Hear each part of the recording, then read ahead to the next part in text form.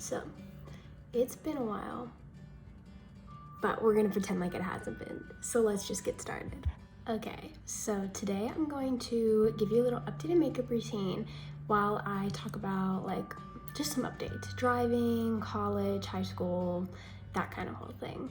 So I'm just gonna put my hair back, which isn't the cutest thing ever. Okay, so don't be mean, but it's necessary. So I'm just gonna use my Urban Decay, what is it called? Primer potion. How did I forget? I know everyone stopped using this in 2012, but I did not because I feel like it does nothing, but also it's a necessity. And I just don't know what else I would use. And then the e.l.f. Putty Primer. This is so good. You literally have to get this. It's just a little putty. I use a flat end brush and I just rub it all over my face. It blurs your skin so well. So today I'm going to a grad party, but I've been liking doing really simple light makeup recently because honestly, since you've last seen me, I have barely worn any makeup. I used to be very into it, but I don't know, I've kind of just not really been into it recently, especially with quarantine, you know, there just wasn't a reason to.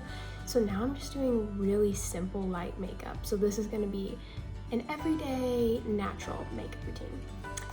So even if it's a natural routine, I always like to use powder after I use primer. I don't know how everyone feels about that, but I love it. I've got oily skin and I think it works so well for me. This is the Maybelline Fit Me powder in the shade 100, which I think is a translucent. They say it's translucent, but that's clearly not translucent. I was using the Airspun powder. I think I have it in here. Yeah, this one. It smells like grandma, but it was oxidizing my foundation so bad. But right now, I have fake tan on. So this isn't very helpful for people with albinism. I'll still give tips, but I'm not my natural shade right now. So I've got the Maybelline Fit Me concealers. I love them. And this is the lightest shade, and this is the second lightest shade. This is just a little bit more yellow, but for me, honestly, like when I don't have any fake tan on, like both of these are slightly too dark, even the lightest one. But when I have a little bit of self tanner on, this one's perfect. And it's, I think it's like the shade 5. I think this is 1 ivory and this is 5 like sand or something. But this is a great concealer if you want something that is not super full coverage, which I used to be very into, extremely full coverage looks. But like I said, I've been really enjoying super natural things. And this is very natural and I really like how it looks on my skin. So I'm just taking a round top brush and blending that in, kind of patting it like a beauty blender almost, but it's a brush obviously. Okay, so let's get into a bit of an update. So I was looking over some of my older videos, specifically my most recent one where I was showing my car and my like learning how to drive with the bioptic video. And I have a lot of people with albinism commenting, or parents of kids with autism, or not autism. Did I say autism the first time? I meant albinism. Which is so exciting. I had no idea that so many people like that followed me with albinism. And so I'm so glad I could help it. But anyway, so I was looking at those comments, tons of people with albinism, well, not just tons, you know, a few people with albinism or parents of kids with albinism. And they were asking for like advice, like what was the hardest thing about learning to drive? And you know, do you like it? How's it going? Basically just an update. So driving, I'm not a fan of driving. I don't really like driving, but as you probably know, as a person with albinism or a parent of a child with albinism, you're kind of prepared for your whole life to not drive, and it's really drilled into you that driving is a privilege and something that not everyone with your disability gets to have. So I've kind of always known that, and I've always known like, okay, I might not be able to drive, and if I am able to drive, I'm never going to be the designated driver. I'm never gonna drive on long vacations. I'm going to be able to drive to school and work and store, you know, the places that I really need to be able to drive to. So that was kind of hard for me to like come to terms with at first when I was first learning to drive.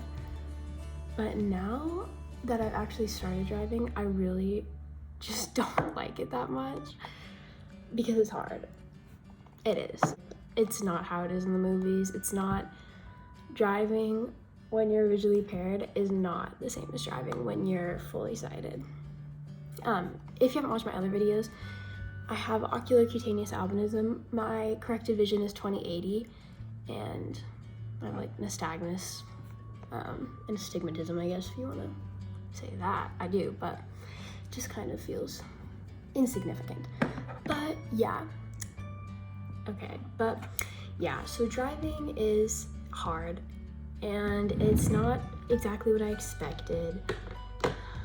It is what I expected being visually impaired. It's just not what I expected from watching TV and movies and talking to friends and that kind of thing.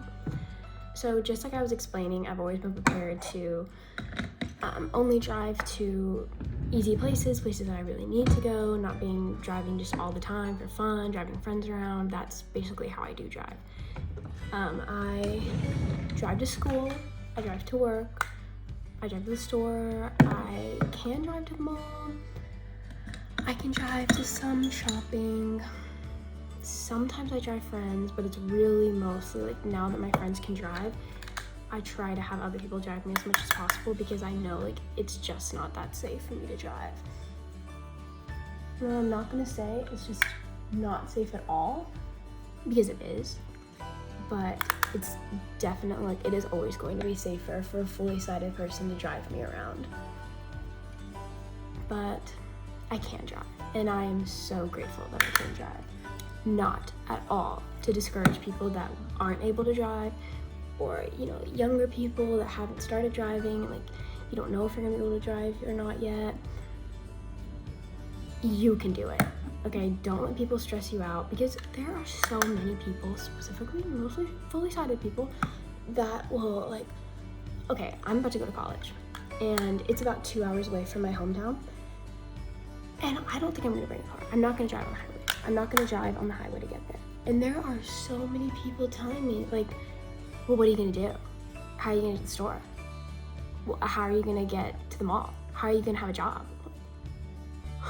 Okay, that really doesn't help. I can't really change the fact that I'm visually impaired. Thank you very much. Like, I don't see you offering to come up and help me. If you're visually impaired and you have to deal with that, people just saying dumb things like that are just not going to help you at all, and then just not even offering help, like, that is very annoying. So yeah, driving has not been incredible.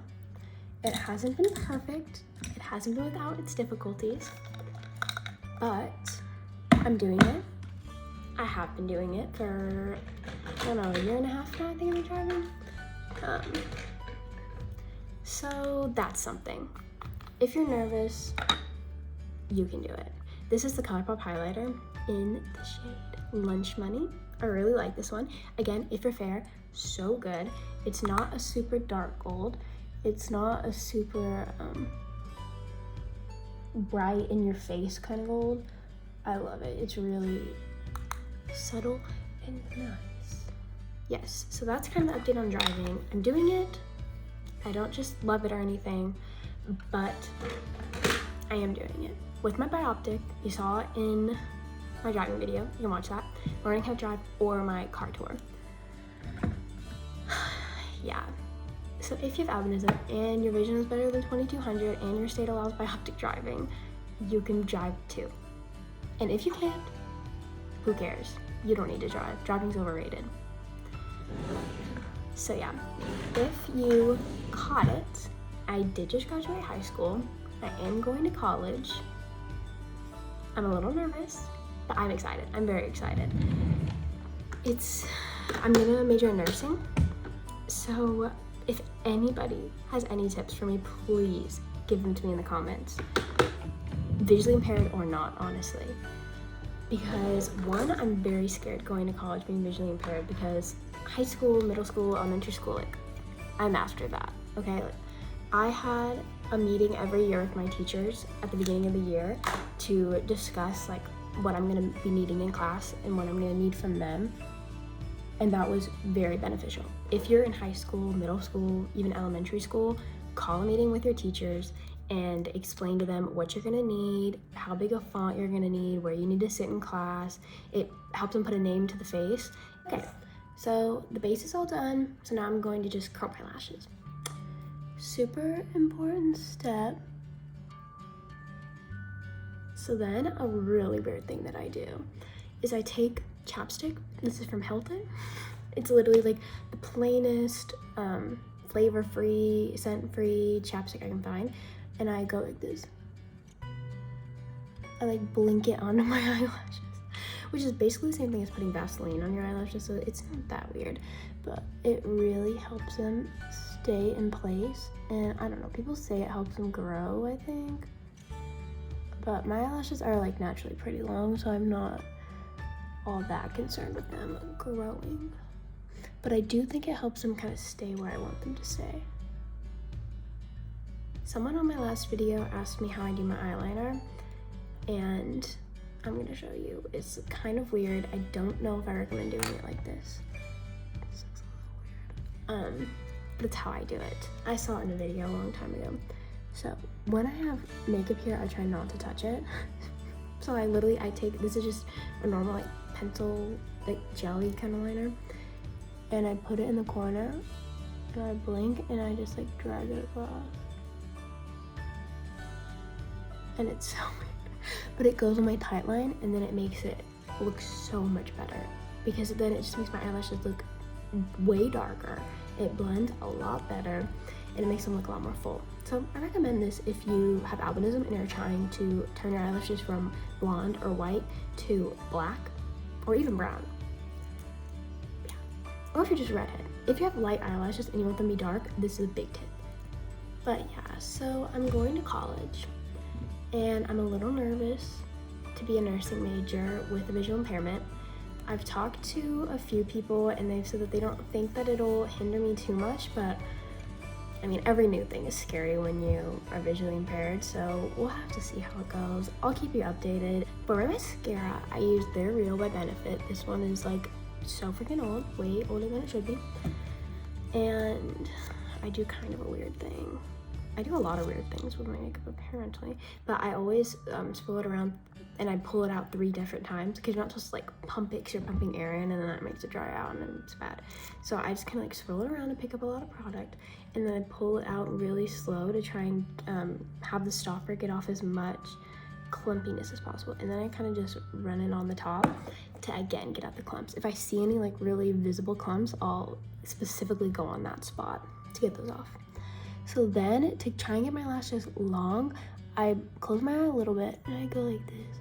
And I kind of try and like focus on the ends, and then I'll open my eye and blink into it to try and get the base of my lashes. Okay, starting to look like a person. So we did that.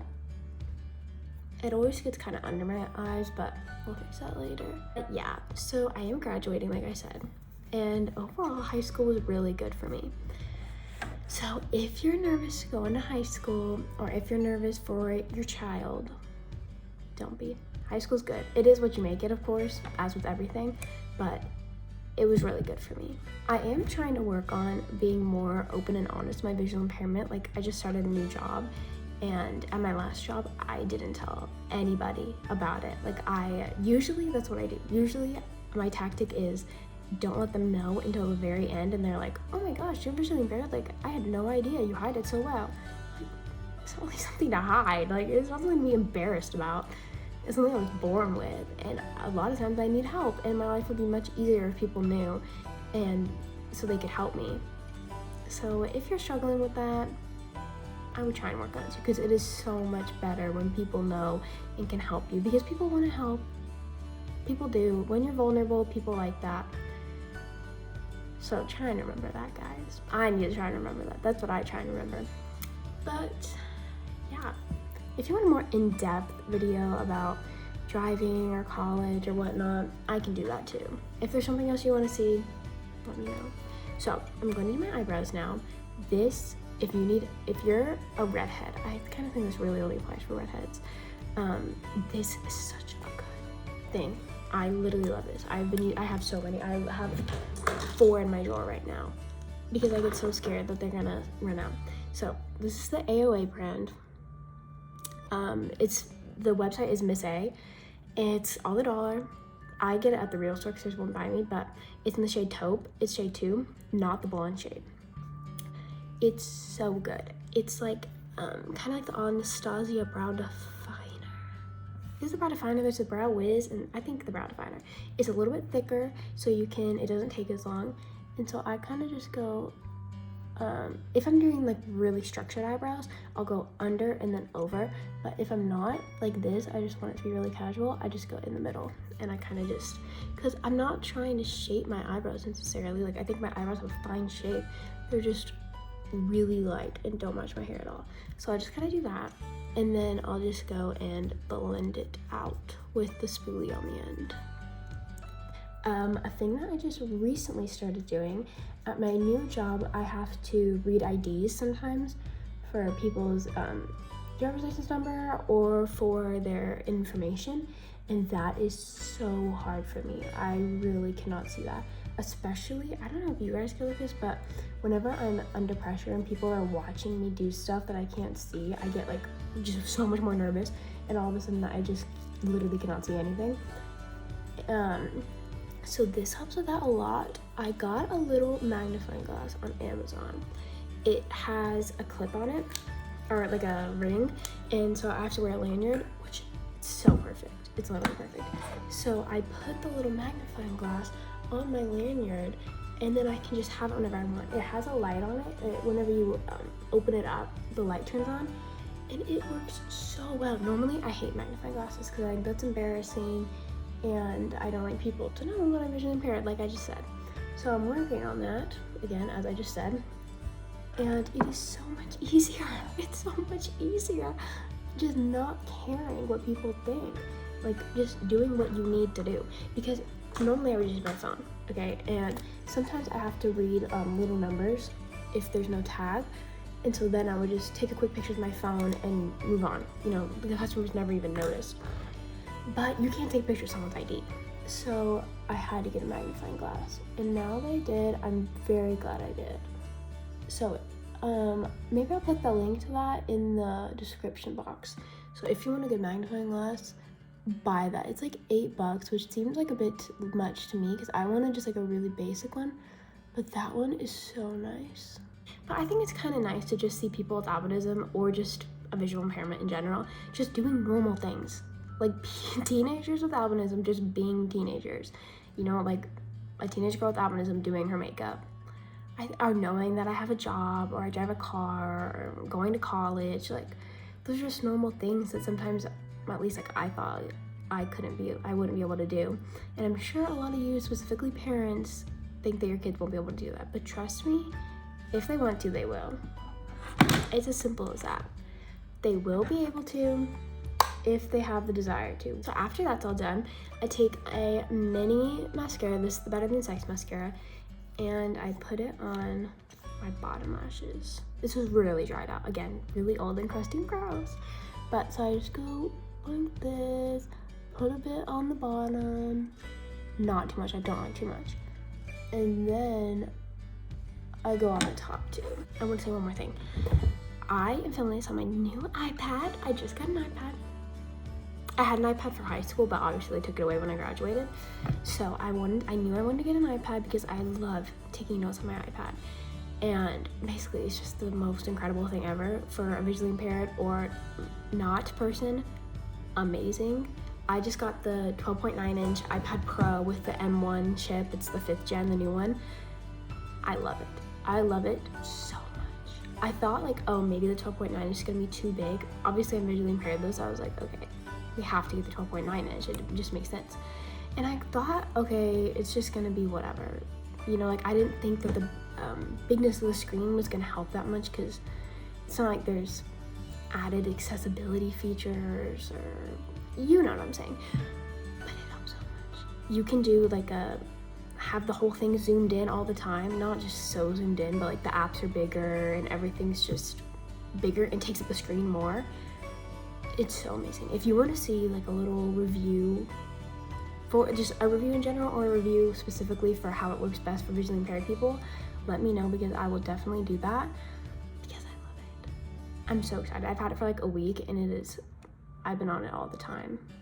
I don't know how the camera quality is, like it seems okay. Pretty good. Yeah. And there's a lot of debate in my comments about whether or not I actually have albinism. Guys, I have albinism. I've been diagnosed by multiple doctors, multiple ophthalmologists. I know I have red hair. It's a genetic mutation or something. I don't know. I really don't know. But I do have albinism. So if anybody else out there is like me and you have albinism and you don't have white hair, please tell me I'm not alone. But yeah, so that is basically all I do. So I just kind of do one little last touch up with powder. Then the foundation and concealer kind of gets all over my lips, so I just take a Q-tip and I just kind of go over it and try and get as much off as I can. It makes my lips really red since I'm touching them, you know, it's like bringing blood flow. But it just really helps to give your lips their natural shape. So then I found this e.l.f. What's this? Sheer Stick? Slick? Sheer Slick. It doesn't say stick. It's so good. This is like some red shade. Cherry bush? Cherry bush. Something. It's great. I think I got it at Target. Because I hate lipstick. I hate the look of like super bright lips. Oh, that's just the ugliest thing to me. So I put a little on my top and a little on each side of my Cupid's bow. And then I just blend it in. You have to be careful not to get on your skin though, because it'll be really red. All right, guys. So that's the finished look. I've got a grad party to go to now. But I loved talking to y'all. I hope to talk to you soon. I hope I answered all your questions. If you still have more questions, leave them in a comment below. We can exchange emails or something, and we can talk a little more if you need more information or help.